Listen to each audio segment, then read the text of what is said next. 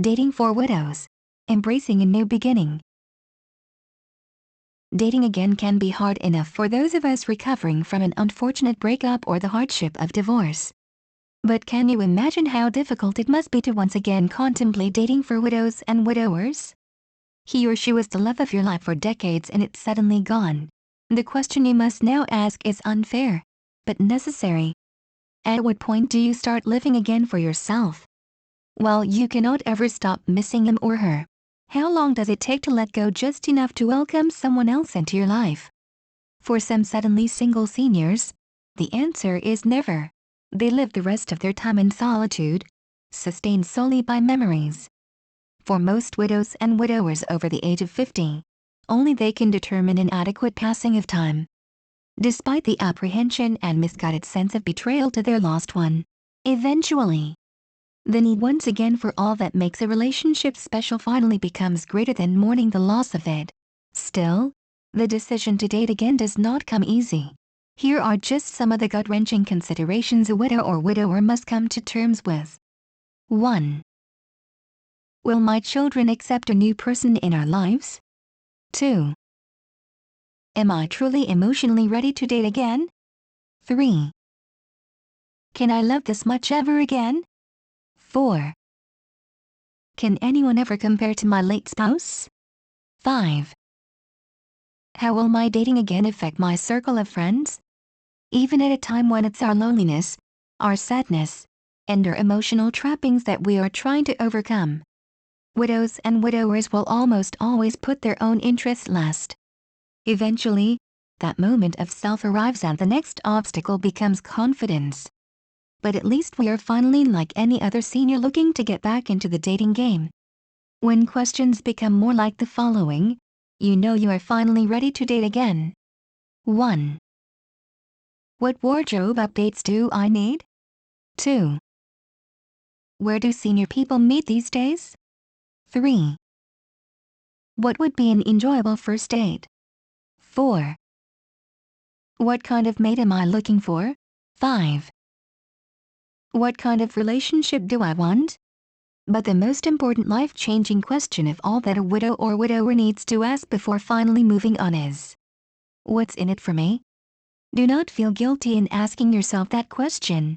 It's damn time you started to think of yourself. The answers to this key question should be invigorating and empowering, such as 1.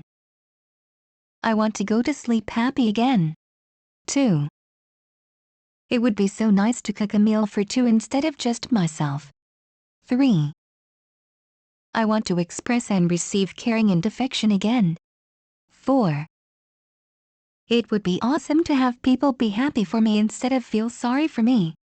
5. I want to live each day again instead of just trying to get through each day. 6. I want intimacy back in my life. From morning to a new morning. What if allowing yourself to accept someone new into your life at your age could turn out to be the best time of your life? Is this possible? Look around you and make note of what you see. What is the answer to these questions? How many of your current friends would describe their relationship as perfect? How many couples your age still show affection toward one another?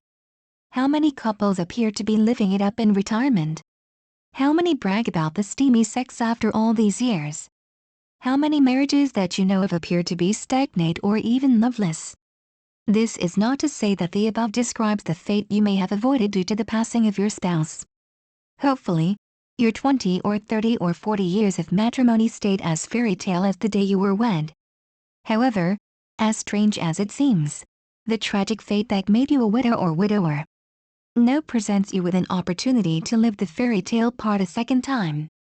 Dare to imagine what could be. Such as, imagine being a senior and feeling the magic all over again. Imagine once again quivering at someone's touch. Imagine a kiss and an embrace that lasts for minutes. Imagine the excitement of newfound sex. Imagine hearing someone say that he or she has fallen in love with you. Imagine again experiencing all the little things on a daily basis that lets you know that someone adores you and thinks you are special. Imagine being our age and feeling all those wonderful sensations that we did the first time we dated and courted and fell in love all those years ago. It's tragic that it took the death of a loving spouse to put you in a position to love again. But if you still need one final push to take the plunge back into dating, here is the most important question of all. Would my dearly departed spouse want me to date again? With the assurance of his or her spiritual blessing, you finally find yourself taking the necessary steps to date. Perhaps you relent to a friend's setup of a blind date. Maybe you commit to a school reunion in search of a love from the past, or perhaps you cannot resist the intrigue of online senior dating sites. Now that the want to finally compels you to act, all that's left is to brush up on the what to do so that you and your date have an enjoyable time. Here's some helpful dating tips for widows and widowers. 1. Keep talk of your late spouse to a minimum. It is perfectly natural to speak of your late wife or husband. But don't put your date in the awkward position of trying to measure up to your dearly departed spouse. 2. Move or remove your wedding ring. If you aren't ready to remove your wedding band or ring, you probably aren't quite ready to date. At the very least, move it to your right hand to symbolize your status as a single senior. 3. Make previous marriage a taboo subject. On a first date, don't pry into the first marriage of your date. Avoid awkward topics altogether. It opens the door for your date to accidentally open wounds about your previous marriage.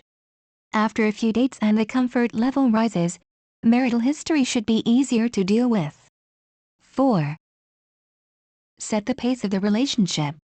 Your date should understand that you may have some emotions and feelings to wrestle with during the dating process.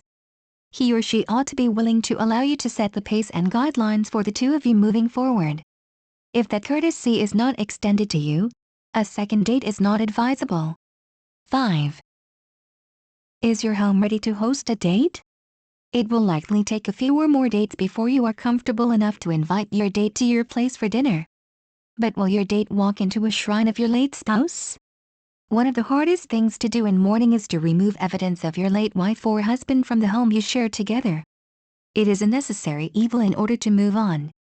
Of course, it is perfectly natural for one or two reminders of your late spouse to be on display, but nothing more if you truly wish to move on. Dating for widows and widowers may present a unique set of challenges. It can also be a light of hope at the end of a very dark tunnel for those willing to celebrate life again. For more great 50+ dating information, visit the link below this video.